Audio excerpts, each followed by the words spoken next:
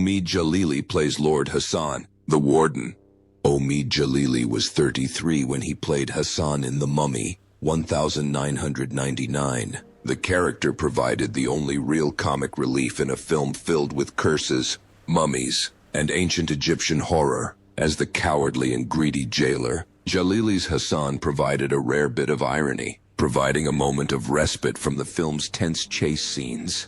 Although he only appears in the first act of the film, his signature charm and expressiveness make this a great comedic performance. Born in the space between two worlds, Jalili has never really felt like he belongs anywhere. He was born on September 30, 1965 in London to Iranian Baha'is, a religious minority persecuted throughout the Middle East. Growing up in a Britain still unfamiliar with multiculturalism, Jalili has said he felt too Iranian to be British, but also too British to be Iranian. Teased about his appearance, name and heritage, he struggled with identity crises throughout his teenage years. This prejudice initially led him to hide his background and use humor as a shield.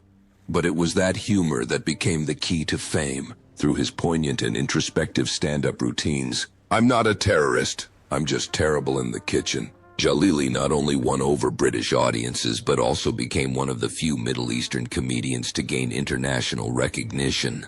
From Broadway to roles in Gladiator, Spy Game, and Sex and the City 2, he has skillfully weaved stories of immigration, faith, and identity into every performance. And now, at age 60, he's decided to write the next chapter of his life on his own. He and his family have started small production companies that aim to explore big social questions from an optimistic perspective.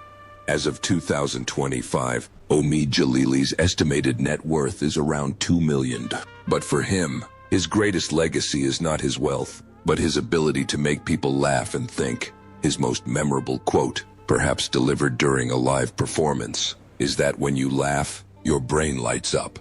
Arnold Vosloo as Imhotep. Arnold Vosloo was 37 when he took on the role of Imhotep in The Mummy, 1999, an ancient Egyptian priest cursed into a living nightmare, a villain with supernatural powers and hidden psychological conflicts. With his sharp features, haunting gaze, and gaunt, grave-like figure, Vosloo has transformed Imhotep into a symbol of fear, longing, an immortal resurrection that is seared into the memories of audiences around the world. Born on June 16, 1962, in Pretoria, South Africa, Arnold Vosloo did not make his Hollywood debut on the red carpet. He started out on the local stage, then struggled when he moved to the United States, where roles for white African-American actors were scarce. The pressure to look good also hindered him. To play Imhotep, Vosloo had to lose a lot of weight, admitting he was too chubby before filming began. The fierce competition, cultural anonymity, and harsh industry expectations made his career a stressful and lonely one, though he rarely spoke about it in public. But it was in his personal life that the dark side crept in. After his first marriage fell apart after just 3 years, Arnold married Sylvia Ahe, a Mexican-American marketing executive, in October 1998, just months before landing his most iconic role. For nearly 3 decades, they fought side by side on animal rights campaigns and maintained an exemplary public image. However, TMZ has now confirmed that Sylvia filed for divorce in June 2025, ending their 27-year marriage due to irreconcilable differences. More notably, they have been separated since April 2022. Meaning their split lasted more than 3 years in complete silence. Today, Arnold Vosloo is still keeping his cool at 63, with an estimated net worth of $4 million. And if you look closely at his silences in recent interviews, you might sense it too. A part of Arnold Vosloo is left behind, in the past, where the mummies wake, and the human heart is forgotten. Aharoni Pale as Pharaoh Seti War, in 1999, at the age of 58, Aharoni Pal appeared in The Mummy as Pharaoh Seti I, the supreme king of ancient Egypt who discovers the forbidden love affair between Imhotep and Ankhsu-Namun. Ipale's role as Seti I is more than just a pharaoh. He is a symbol of punishment, power, and fate. Although he only appears in a flashback, his appearance marks the beginning of the entire terrifying curse that dominates the series. Born on December 27, 1941 in Morocco, Aharon Ipale immigrated to Israel with his family when he was a child and grew up amidst the hardships of the post-World War II immigration wave. After serving in the Israeli army, he left his homeland and moved to London alone to attend drama school. Starting out in television plays, his role as Jesus Christ in Christ Recrucified brought him to the limelight. But it was only the beginning of a long and difficult journey. Ipale struggled to establish himself in the Western entertainment industry, where he was often pigeonholed into Middle Eastern or religious roles. Despite appearing in major franchises like Knight Rider, MacGyver, Charlie's Angels, and more, he was rarely in the spotlight. When he returned to Israel in 2012 after decades in London and Los Angeles, he dreamed of recreating his former glory. But things had changed. The media went silent, and audiences no longer remembered him. For someone who worked closely with Burt Lancaster, it was perhaps the most painful shock. Aharon Ipale died of cancer on June 27, 2016, at the Sheba Medical Center in Tel Hashimer, at the age of 74. His death left those who remembered the mummy in quiet reflection. His estimated net worth is around $1 million. Not a huge sum, but a reflection of the tenacity of an actor who never stopped working. The final image that lingers is perhaps the cold gaze of Pharaoh Seti in the first stanza, silently watching the woman he loved betray him. A gaze that is not angry, but seems to say, history will never forget, and neither will we. Eric Avari as Dr. Terence Bay, the curator. Eric Avari was 47 when he took on the role of Dr. Terence Bay in The Mummy, 1999. A calm, thoughtful figure who is pivotal to uncovering the mysteries of Imhotep's curse. As curator of the Cairo Museum, he is not only Evelyn's link to ancient knowledge, but also a silent warrior who sacrifices himself to protect a secret that should never be revealed. With his intelligent eyes and classic demeanor, Avari brought incredible depth to this supporting role, leaving a lasting impression on the audience. But behind the man who plays an Egyptian is a journey filled with inner conflict and social prejudice. Born on April 13, 1952 in Darjeeling, India, into a prominent Parsi Zoroastrian family, Eric Avari is a descendant of Jamshedji Framji Madan, one of the founders of Indian cinema. But his heritage hasn't made his path in Hollywood any easier. Avari has been candid about how for decades he was pigeonholed into marginal roles, from Arab to Indian, from clerics to terrorists, simply because of his heritage. Though he has portrayed more than 24 different ethnicities on screen, those invisible lines have made him feel seen, but never truly acknowledged. He was once invited to audition for a role he had previously played, but was turned down because he didn't look American enough. Avari never spoke out against it, but he fought his way through it, quietly and steadily, never giving up. By the time he moved to Los Angeles in 1991, he was a critically acclaimed stage actor. He then went on to achieve new heights in film and television with appearances in Stargate, Independence Day, Planet of the Apes, Hachi, A Dog's Tale, and most recently, Nicodemus in The Chosen. This role marked a turning point and a graceful farewell, as he almost announced his retirement afterward. As of 2025, Eric Avari is 73 years old, with an estimated net worth of $1 million. With over 100 roles in his career, his true worth lies in his ability to overcome prejudice without losing his identity. One of his most haunting images comes in the play The Chosen, when Nicodemus weeps, unable to abandon his social status in pursuit of his faith. Patricia Velasquez as Aung Suu Kyi. Patricia Velasquez was 28 when she played Aung Suu Kyi in The Mummy, 1999. The powerful lover of Imhotep and the spirit of the curse that started it all.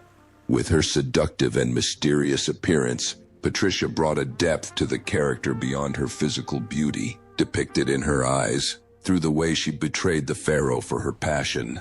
The role turned her into a symbol of dangerous seduction and one of the unforgettable highlights of the film. But hidden behind the golden makeup, Patricia's real life was shrouded in darkness that few dared to mention. She was born on January 31, 1971 in Maracaibo, Venezuela, to a poor family, a mixed-race father and a Wayu indigenous mother. She grew up ashamed of her ethnicity. Patricia lied to her friends, claiming to be Mexican to avoid discrimination for being a poor indigenous girl. But racial prejudice was just the beginning. To pay for her place in the Miss Venezuela pageant at 17, she turned to prostitution. This was followed by years of cocaine addiction in Spain, a period during which she admits she lost her sense of direction. It wasn't until she played a terminally ill lesbian in Lison Septiembre that she found the courage to come out and face her true self. "I lived in isolation for fear of being judged," she once shared. "It was a journey from hell to the light." Patricia traveled across France and the United States, signing modeling contracts with top brands and appearing in major films and hit shows like CSI Miami. She became the first Latina model to appear on the cover of CoverGirl magazine and used her fame to advocate for the Wayu community. Although she was sometimes overwhelmed by pressure, addiction, and prejudice, Patricia never gave up on her mission to be true to herself and help others. As of 2025, Patricia Velasquez is 54 years old, with an estimated net worth of $3 million. Once a Wayu girl who hid her identity, she is now a symbol of truth and healing. The image of her sitting on the cover of her memoir Straight Walk, her eyes steady and filled with emotion, has become a symbol for countless women who have been suffocated by fear. Bernard Fox as Winston Havelock. In 1999, at the age of 71, Bernard Fox appeared in the blockbuster The Mummy, playing Winston Havelock, an eccentric but charming British pilot. His character was a unique one, a strange gentleman in the dead desert, imbued with the romantic spirit of a bygone era of adventure. However, behind the seemingly brief role was a legendary veteran who spent most of his life in the limelight. Bernard Fox, born Bernard Lawson, was born on May 11, 1927 in Port Talbot, Wales. He is the fifth generation of an artist family. He started acting when he was 18 months old, and by the age of 14, he was working as an assistant theater manager. But the road was not easy. A nomadic life, an unstable childhood, and the pressure to inherit a family legacy left him torn between passion and destiny. He later turned to Hollywood to escape that burden. His career initially took off, but after The Mummy, it began to decline. At that time, Hollywood's tastes were changing. Quirky supporting roles were being replaced by younger faces. Fox has said that the pressure to always make people laugh has caused him to have a mental breakdown, despite maintaining a private and professional public image. On December 14, 2016, Bernard Fox died of heart failure at Valley Presbyterian Hospital in Van Nuys, California, at the age of 89. His net worth at the time of his death was estimated at $3 million. A modest sum for a career that spanned more than 100 roles over 5 decades. And finally, the lingering images of Winston Havelock looking up, taking a sip of wine, and talking about death as if it were his last flight. John Hannah as Jonathan Carnahan. John Hannah was 37 when he played Jonathan Carnahan in 1999's The Mummy, Evelyn's witty, mischievous older brother who brought laughter and the perfect balance of action and humor to the tense adventure. With his quick dialogue and well-timed, confused expressions, Hannah made his character unforgettable. Not just a comedic sidekick, but also a soulful part of the mystery journey. Born on April 23, 1962 in East Kilbride, Scotland, John Hannah has had a rocky road in the acting world. Before he found fame in 4 Weddings and a Funeral, he worked as an electrician and often wondered if he really existed in the public eye. On stage, Hannah constantly struggles between his deep artistic nature and being pigeonholed into comic roles. In an interview, he expressed existential skepticism. Am I a figment of someone else's imagination? His marriage to actress Joanna Roth, since 1996, has been a solid support in his life. But even that didn't shield him from feeling lost between the stage and reality. With 2 children and a family to support, Hanna has shared his loneliness as he tries to balance commercial films with his deep passion for theater. His role in Titanic Orchestra made him see himself as a mirage. As of 2025, John Hanna is still alive at the age of 63, with an estimated net worth of $6 million. He has chosen a quiet life, focusing on his art and family. Rachel Weisz as Evelyn Carnahan. In 1999, at the age of 29, Rachel Weisz became globally famous for her role as Evelyn Carnahan in The Mummy. Portraying a witty, intelligent, and courageous Egyptologist, Weisz is more than just a female companion to Rick O'Connell. She is the central character in the journey to explore Hamunaptra and face the curse of the mummy. Evelyn is a unique combination of education and survival instinct, a female lead that stands out from most male-dominated adventure films. Rachel Hanna Weisz was born on March 7, 1970, in Westminster, London. Although she was widely regarded as an English rose with classic beauty and academic grace, her personal life was a quiet roller coaster. In 2001, she began a relationship with director Darren Aronofsky, a romance that lasted nearly a decade, leading to an engagement and the birth of their son, Henry. But in 2010, they announced their separation. Shortly afterwards, Rachel surprised the public by marrying James Bond actor Daniel Craig in a secret ceremony attended by just 4 people. The couple have kept their relationship private, splitting their time between London and Brooklyn.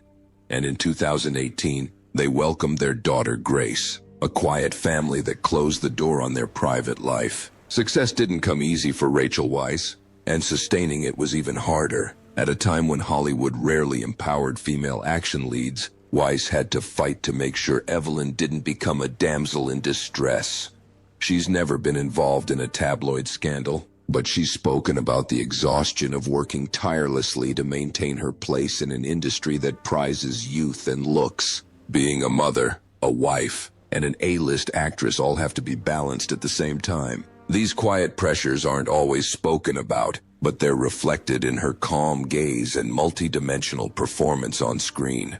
Today, at 55, Rachel Weisz remains a symbol of elegance and resilience in the film industry. Her estimated net worth is around $40 million, thanks largely to her critically acclaimed roles in The Constant Gardener, the Oscar-winning The Favorite, the BAFTA-winning Black Widow, and the upcoming Thunderbolts 2025. In a viral video from 2024, a former New York neighbor shared that Rachel and Daniel lived on the floor above me for 10 years, and they were always kind, quiet, and polite. Perhaps that is the most authentic image of her, a quiet, calm star. Stephen Dunham, Jongvi Henderson. At the age of 33, Stephen Dunham appeared in the 1999 film The Mummy as Isaac Henderson, a witty gunman and member of a mercenary team exploring Hamunaptra. His performance brought laughter to the tense atmosphere and left a deep impression with the character's tragic end when the mummies rose. Few people knew that behind that smile was a man struggling to survive in the high-pressure world of Hollywood. Born September 14, 1964, in Boston, Massachusetts, Stephen Dunham, born Stephen Dunham Bowers, grew up in Manchester, New Hampshire, in a working-class family. Before becoming an actor, he spent years struggling with supporting roles, failed auditions, and living in the shadow of more famous stars. During that time, his marriage to actress Alexandra Lee was his only support in an uncertain career. Despite his constant appearances in television and film, from Monster-in-Law to Dag to Get Smart, Dunham was constantly on the run to avoid being forgotten. He spoke about the exhaustion of working non-stop just to stay relevant, a silent pressure that Hollywood never talked about. Stephen Dunham died suddenly on his 48th birthday, September 14, 2012, of a heart attack while in Burbank, California. His death was shocking, coming just as he had finished filming Paranormal Activity 4 with his real-life wife. The film had just wrapped, and a farewell had to be hastily added to the end credits. His net worth at the time was estimated at $2 million. Not a huge sum for such a long career, but enough to keep alive the memory of a quiet, dedicated life. Brendan Fraser as Rick O'Connell. Brendan Fraser was 30 years old when he took on the role of Rick O'Connell in the 1999 film The Mummy, a brave, intelligent, and charming explorer who led the entire journey to find the mummy and uncover ancient secrets. With his natural acting and muscular physique, Fraser transformed Rick from a mercenary into a classic action hero and romantic lead, the central character of one of the most beloved adventure series of the early 21st century. But behind the aura was a man slowly sinking into darkness. Brendan James Fraser was born on December 3, 1968, in Indianapolis, Indiana, to a Canadian family that traveled frequently through Europe and North America. Even at the height of his blockbuster fame, Fraser quietly endured numerous physical and mental injuries. Throughout the 2000s, he underwent multiple surgeries as a result of performing his own stunts, including a partial knee replacement, spinal surgery, and vocal cord repair.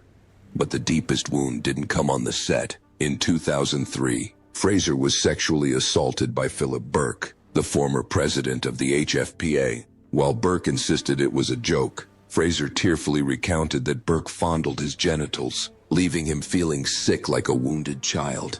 Fraser was devastated. He fell into depression, withdrew from Hollywood, and divorced Afton Smith in 2007 after a messy legal battle over finances and child custody. In the shadows, he battled his grief, the public, and himself. Brendan Fraser is still alive, but a part of him died in those years. He was reborn through his powerful performance in The Whale 2022, which won an Oscar and sparked global sympathy. At 56 in 2025, with an estimated net worth of $20 million, Fraser is not only an actor on the comeback trail, but also a symbol of survival. The image of him hugging the Oscar statuette, tears falling amid the applause of the crowd, became a historic moment.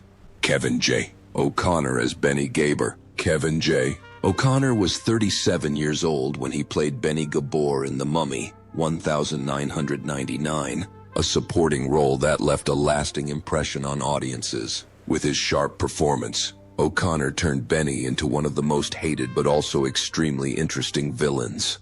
Despite his constant betrayal of Rick and his friends, Benny's comedic cowardice makes him irresistible, a true testament to O'Connor's unique acting talent. Born on November 15, 1963 in Chicago, Kevin J. O'Connor received his formal theater training at DePaul University's School of Drama. He began his film career playing a rebellious young poet in Peggy Sue Got Married, directed by Francis Ford Coppola. From there, O'Connor continued to appear in a variety of films, especially those directed by Stephen Sommers, who considered him one of his favorite actors and often cast him in quirky or eccentric roles, from Igor in Van Helsing to Dr. Mindbender in G.I. Joe. But he didn't stop at entertaining blockbusters. Paul Thomas Anderson also trusted him with a leading role in There Will Be Blood, where he starred alongside Daniel Day-Lewis in one of the most critically acclaimed films of the century. At 63 years old in 2025, Kevin J. O'Connor remains a dedicated and respected figure in the film industry. Although he rarely takes on leading roles, he stands out for the variety and depth of each character he portrays. His estimated net worth is around $2 million.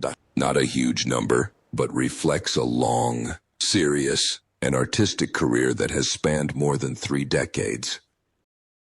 Oded Fehr was 28 when he played Ardeth Bey in 1999's The Mummy, a role that defined the classic Mummy series.